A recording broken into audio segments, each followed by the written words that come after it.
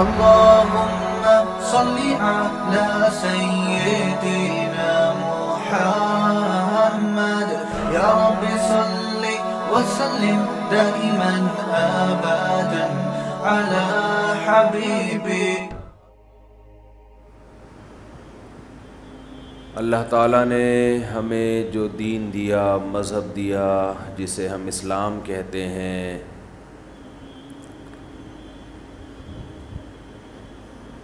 اس نے ہمیں بتایا اپنی کتاب میں کہ اللہ یہ چاہتے ہیں کہ انسان کا اللہ سے تعلق قائم رہے، اللہ سے محبت رہے، اس کو ایک تعلق رہے. اس تعلق کو برقرار رکھنے کے لیے، تعلق کو جوڑنے کے لیے اللہ نے بہت سارے احکام دیے. انسان جب ایک کام روٹین سے کرتا ہے تو وہ کرتے کرتے اس کا عادی ہو جاتا ہے، پھر وہ بھول جاتا ہے کہ میں یہ کام کر کیوں رہا تھا، اس کا مقصد کیا تھا.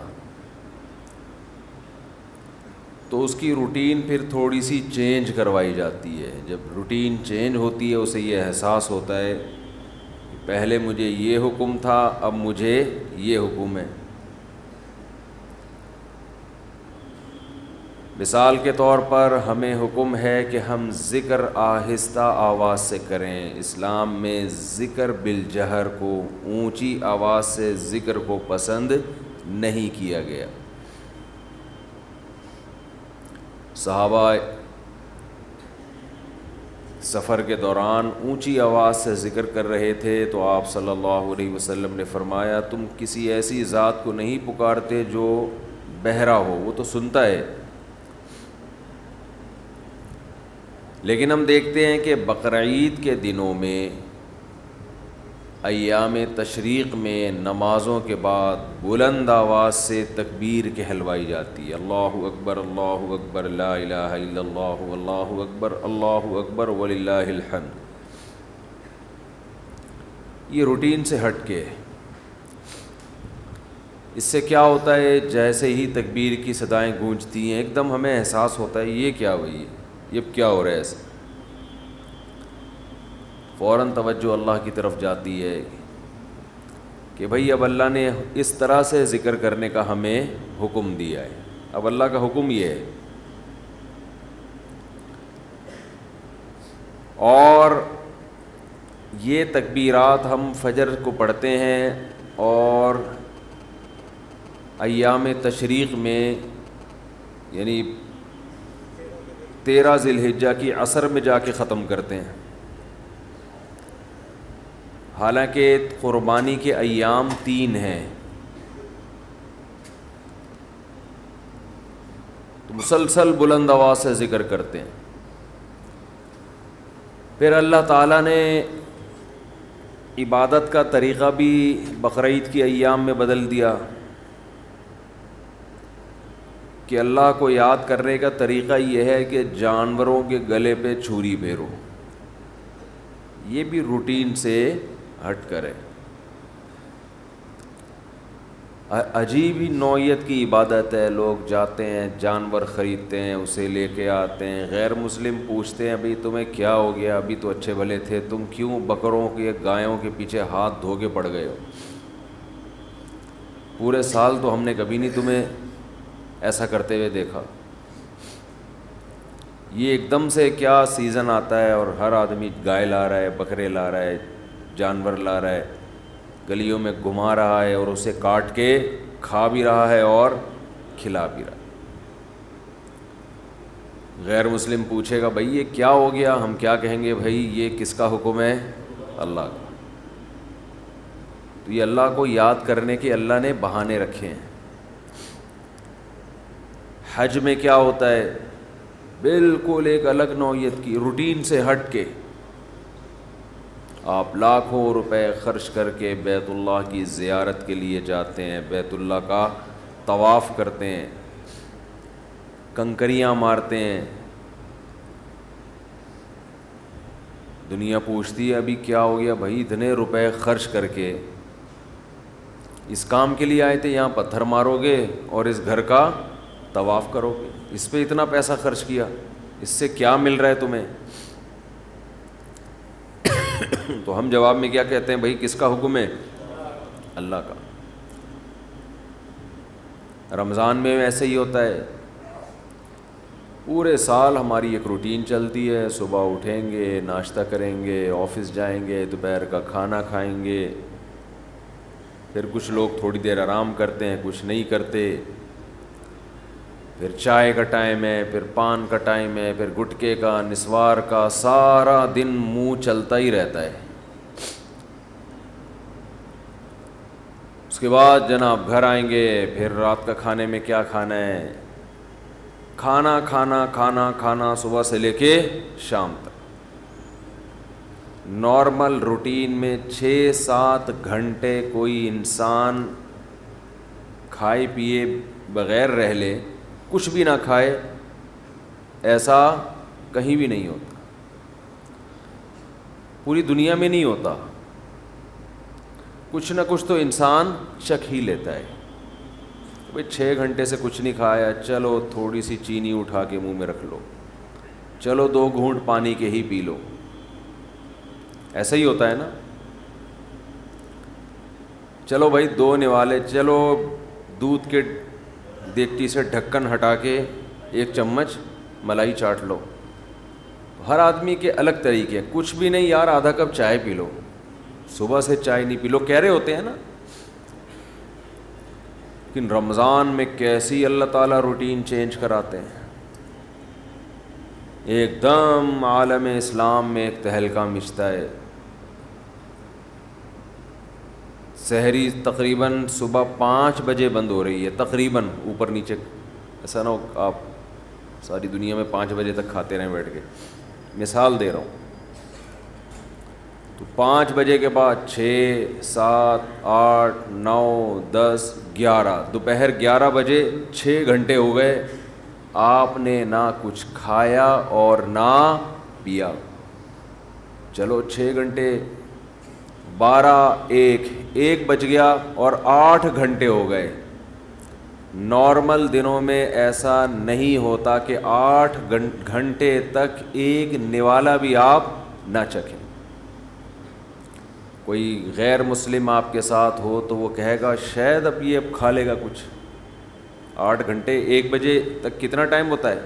8 گھنٹے ہو گئے، شاید اب یہ کچھ 2 نوالے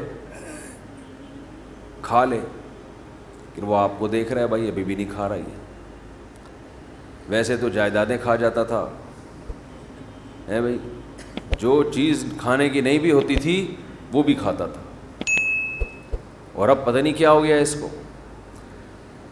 1 بجے کے بعد پھر 2 بجے، 3 4، شام 5 بج گئے اور 12 گھنٹے ہو گئے۔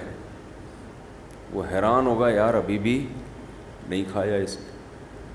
پھر 6 بجے، پھر 7 جب بجے ہیں تو 14 گھنٹے ہو گئے۔ ہو سکتا ہے کوئی غیر مسلم آپ کے ساتھ ہو، دیکھے کہ بھئی آج شاید اس کو کھانا نہ ملا ہو، ایک دن برداشت کر لیا اس نے، 14 گھنٹے تک نہ کھایا اور نہ پیا، شاید کچھ شوگر لیول کم کرنا چاہتا ہو، یہ کسی ڈاکٹر نے مشورہ دیا ہو کہ آج تمہاری آنتوں میں کوئی سوزش ہے، کوئی پرابلم ہے، تو 14 گھنٹے تک مت کھاؤ۔ اس کے بعد آپ نے کھایا، وہ الگ بات ہے، پھر ایسا کھایا کہ پولیس بھی آپ کو نہیں روک سکی۔ پھر کیا ہوا ہے کہ آپ سارا دن آپ نے روزہ رکھا، اس کے بعد غیر مسلم دیکھے گا کہ شاید اب ان کے مذہب میں نماز کی آج چھٹی ہوگی، کیونکہ انہوں نے نماز سے بڑھ کر محنت والا کام کر لیا ہے۔ لیکن وہ دیکھتا ہے کہ اب یہ عشاء کے بعد اور مزید لمبی لمبی رکعتیں پڑھنا شروع کرتے ہیں، جو پورے سال میں یہ عمل نہیں ہوتا۔ اِنَّهُ يَرَاكَ حِينَ تَقُومُ وَتَقَلُّبَكَ فِي السَّاجِدِينَ، اے نبی جب آپ نماز کے لیے کھڑے ہوتے ہیں وہ اللہ آپ کو دیکھتا ہے, اور سجدہ کرنے والوں کے ساتھ الٹتا پلٹتا بھی آپ کو دیکھتا ہے اللہ. تراویح میں کیسے رکوع میں جا رہے ہیں, پھر قومہ میں جا رہے ہیں, پھر سجدے میں گر رہے ہیں, پھر سجدے سے بیٹھ رہے ہیں, پھر دوبارہ سجدے میں جا رہے ہیں, پھر کھڑے ہو رہے ہیں, پھر دوبارہ رکوع, پھر قومہ, پھر سجدہ, پھر سجدے سے. کوئی کھڑے ہو کر دیکھ رہا ہو جس نے کبھی یہ عبادت نہ دیکھی ہو تو وہ حیران ہوگا نا کہ یہ مسلمان پاگل ہو گئے ہیں, دماغ خراب ہو گیا ہے, ان کو ڈاکٹر نے ایکسرسائز کا کہا ہے, ایک ہی کام کیے چلے جا رہے ہیں, کیے چلے جا رہے ہیں, رکنے کا نام لے ہی نہیں رہے. جس نے کبھی یہ عبادت نہ دیکھی ہو تو حیران ہوگا نا یہ کر کیا رہے ہیں. ایسا تو کسی چرچ میں نہیں ہوتا, ایسا تو کسی مندر میں نہیں ہوتا, ایسا تو کسی یہودیوں کی عبادت گاہ میں نہیں ہوتا. کتنی لمبی لمبی رکعتیں ہوتی ہیں تراویح کی. تو کوئی غیر مسلم دیکھ رہا ہو کہ آج انہوں نے یہ کام کیا 14 گھنٹے, شاید کسی ڈاکٹر نے مشورہ دیا ہو, پھر دیکھتے ہیں اگلے دن پھر اٹھائیے اسی ٹائم پہ ہے بھائی, پھر 4:45 بجے تک کھایا, اس کے بعد پھر کھانے پینے سے رک گئے, اب پھر 6 گھنٹے ہو گئے کچھ نہیں کھا رہے, 7 گھنٹے ہو گئے, اس نے سوچا 8ویں پہ شاید کھا دیں, 9 گھنٹے ہو گئے, 10 گھنٹے ہو گئے, 11 گھنٹے ہو گئے, 12 گھنٹے ہو گئے, 13 گھنٹے ہو گئے, 14 گھنٹے کے بعد جا کے پھر کھایا. تو وہ کہے گا یہ باولے ہو گئے ہیں, یہی کہے گا نا, ان کا دماغ کیا ہو گیا ہے. یار ایک دن ڈاکٹر مشورہ دیتا ہے, 2 دن دیتا ہے, پھر وہی تراویح. وہی مریخ سے آیا ہوا تھا نا کوئی جس کو پتہ نہیں تھا رمضان کا, اگلے دن دیکھا پھر وہی. ویسے تو بڑے بدماش ہیں یہ, ایک نہیں مانتے خدا کی, لیکن اب انہیں پتہ نہیں کیا ہو گیا ہے.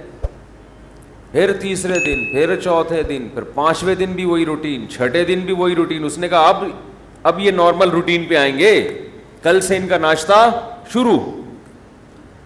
تو 2 دن نہیں, 3 دن نہیں, 4 دن نہیں, 5 دن, 6 دن, 7ویں دن بھی ویسے ہی, 8ویں دن بھی ویسے ہی, 9ویں دن بھی, 10, 11, 12, 13, 14, 15, 16, بالآخر جا کے 29 یا 30 دن تک یہی کرتے رہتے ہیں.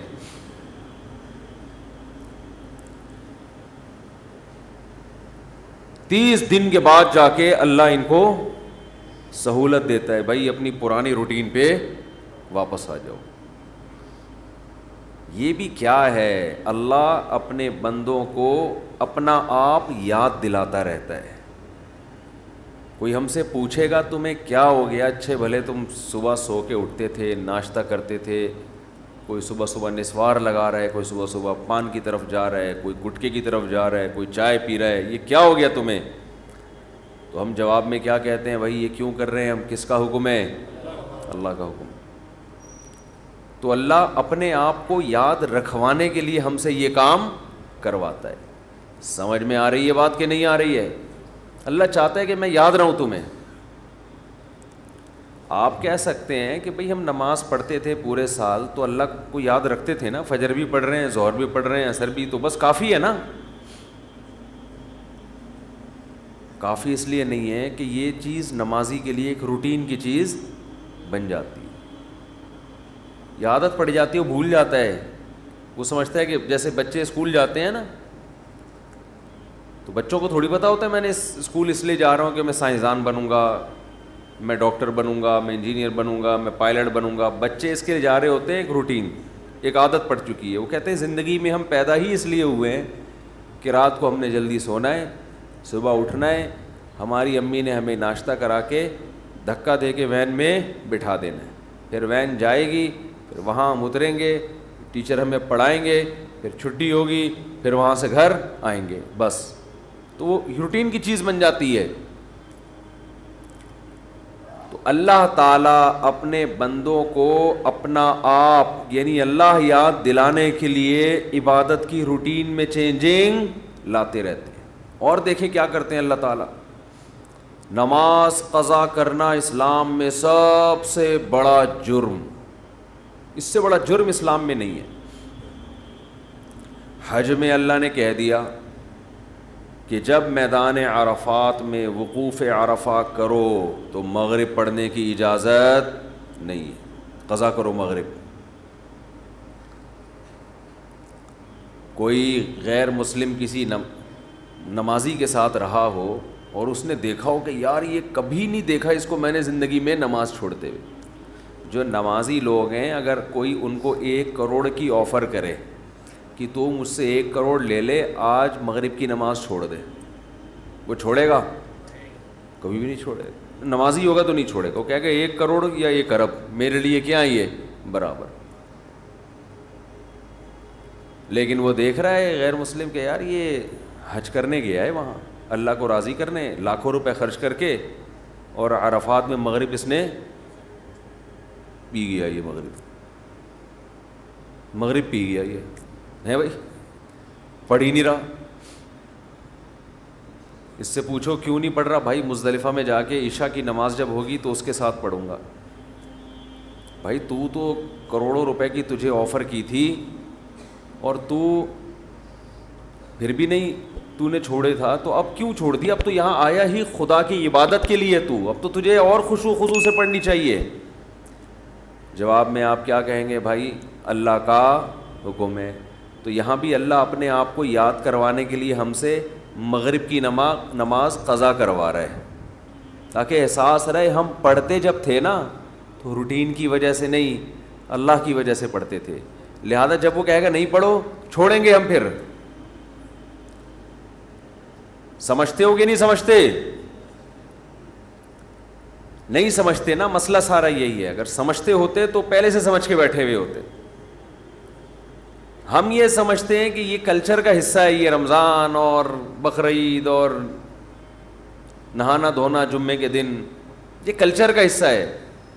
یہ کلچر نہیں ہے بھائی, یہ اللہ چاہتا ہے کہ میرے بندے مجھے یاد رکھیں. سب کی بیس اور روح یہ ہے کہ اللہ کو بندوں سے اتنا تعلق ہے کہ اللہ چاہتے ہیں میرے بندے دنیا میں جانے کے بعد مجھے بھولیں نہیں.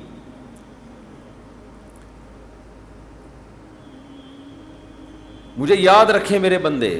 تو ہر وہ چیز جو آپ کو اللہ یاد کرواتی رہے گی, اللہ کی نظر میں اس چیز کی ویلیو سب سے زیادہ ہے.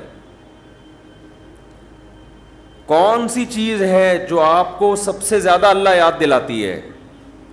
وہ عبادت ہے دعا. سمجھتے ہیں کہ نہیں سمجھتے؟ آج دعاؤں میں زیادہ زور نہیں ہے, یہ بڑا مسئلہ ہے.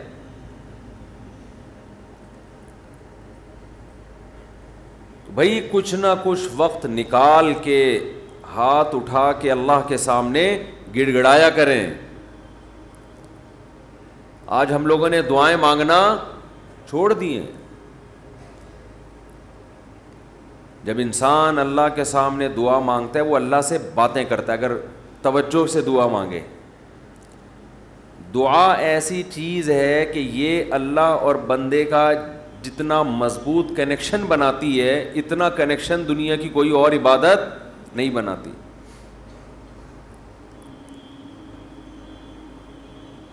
ہمیں شیطان ورغلاتا ہے کہ اس سے مل کیا رہا ہے تمہیں, نظر تو کچھ بھی نہیں آتا, ملتا تو کچھ بھی نہیں ہے. یہ شیطان کا بہت بڑا دھوکہ ہے, وہ بندے اور اللہ کے تعلق کو مضبوط نہیں ہونے دیتا. حضرت عمر رضی اللہ تعالی عنہ فرمایا کرتے تھے کہ مجھے اس کی زیادہ فکر نہیں ہوتی کہ میری دعائیں قبول ہو رہی ہیں کہ نہیں ہو رہی, مجھے زیادہ فکر اس کی ہوتی ہے کہ دعائیں مانگنے کی توفیق مل رہی ہے کہ نہیں مل رہی. دعائیں مانگنے کی توفیق مل رہی ہے تو اس کا مطلب قبول ہو رہی ہیں. فوکس تو اس کو کرو کہ دعا مانگ رہے ہیں کہ نہیں مانگ رہے. یہ کیسے ہو سکتا ہے کہ اس احکم الحاکمین کے سامنے ہاتھ اٹھاتے ہوں اور وہ خالی ہاتھ واپس کرتا ہو. تو آج دعاؤں میں جان ختم ہو گئی, دعائیں مانگنا چھوڑ دی. یہ جو میں نے قرآن کی آیت پڑھی ہے, رمضان اور دعا کا آپس میں بہت گہرا تعلق ہے, بہت گہرا. جب انسان اللہ کے لیے کوئی عبادت کرتا ہے, کوئی قربانی دیتا ہے, اللہ کا نام قرآن میں ہے شکور, قدردان. شکور کسے کہتے ہیں؟ قدردان. آپ تھوڑا کرو وہ اس کی قدر بہت زیادہ کرے. کچھ لوگ ناقدرے ہوتے ہیں نا, آپ کچھ بھی کر لیں ان کے لیے, کہتے ہیں نا ناقدرہ ہے, میری بات کو ویلیو ہی نہیں دیتا, میرے احسان کو ویلیو ہی نہیں دیتا. اس لیے علماء کہتے ہیں کہ افطار کے وقت دعا کرنی چاہیے. کیوں؟ آپ نے سارا دن اللہ کے لیے ایک قربانی دی ہے. یہ بڑی بات ہے. آپ کی نظر میں شاید اس کی ویلیو نہ ہو, اللہ کی نظر میں اس کی بڑی ویلیو ہے کہ میرا بندہ نے مجھے دیکھا نہیں ہے اور اس نے سارا دن میرے لیے کھانا پینا چھوڑ دیا. کیا کر رہے ہیں؟ ہاں یہ مکھی تنگ کر رہی ہے, لیکن اتنا ایسے نہ پکڑیں کہ مکھی سے زیادہ آپ تنگ کرنا شروع کر دیں. ٹھیک, بس بھاگ گئی, نام ہی کافی ہے. تو کیا بات چل رہی تھی یار؟ دعا کی تو چل رہی تھی, یہ یہاں ہاں افطار کی بات کر رہا تھا میں. تو ہم اس کو شاید ہلکا سمجھتے ہوں, لیکن اللہ کی نظر میں یہ ہلکا عمل نہیں ہے. اللہ کہتے ہیں مجھ پر ایمان رکھتے ہیں, مجھے مانتے ہیں. اگر اللہ کو نہ مانتے ہوتے تو کوئی کسی کے کہنے پر کھانا پینا, آج کل تو لوگ ڈاکٹروں کے کہنے پہ نہیں چھوڑ رہے. ڈاکٹر کہتا ہے کہ آپ کو نقصان دے گا کھانا پینا, آپ ڈائٹنگ کرو, مت کھاؤ, پھر بھی کھا رہے ہیں لوگ کہ مر جائیں لیکن کھانا نہ چھوڑیں. تو یہ کتنی بڑی اللہ کی رحمت ہے. اللہ تعالیٰ پورے رمضان میں ہم سے کھانا پینا چھڑوا دیتے ہیں, توفیق دے دیتے ہیں. تو میرے اور آپ کے دل میں شاید قدر نہ ہو, لیکن اللہ تو قدردان ہے, وہ اس عمل کی بہت زیادہ قدر کرتا ہے. اس لیے کہتے ہیں کہ افطار کے وقت دعائیں قبول ہوتی ہیں. تضرع کا وقت ہے, عاجزی کا وقت ہے. تو دعائیں خوب کثرت سے کیا کریں. دعاؤں میں عاجزی, گڑ گڑانا, لجاجت کرنا.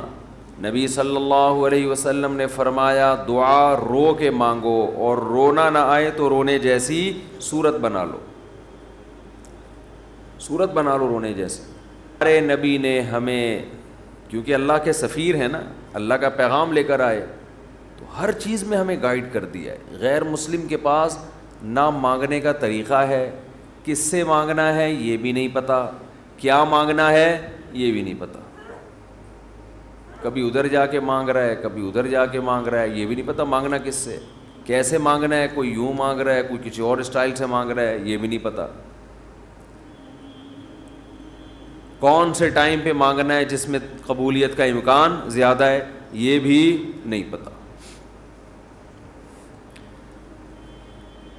تو اللہ کے حبیب صلی اللہ علیہ وسلم نے ہمیں یہ بھی بتایا مانگنا کیا ہے, یہ بھی بتایا کس ٹائم پہ مانگنے کی فضیلت زیادہ ہے, اور یہ بھی بتایا مانگنا کیسے ہے, دل کی کیفیت کیا ہونی چاہیے, ظاہر کی کیفیت کیا ہونی چاہیے. مفتی طارق مسعود صاحب کے بیانات سننے کے لیے youtube.com/مفتی طارق مسعود کو سبسکرائب کریں, اور اگر آپ لائیو ویڈیو کو کبھی بھی مس نہیں کرنا چاہتے ہیں تو سبسکرائب کرنے کے بعد بیل آئیکن پہ کلک کرنا مت بھولیں. جزاک اللہ.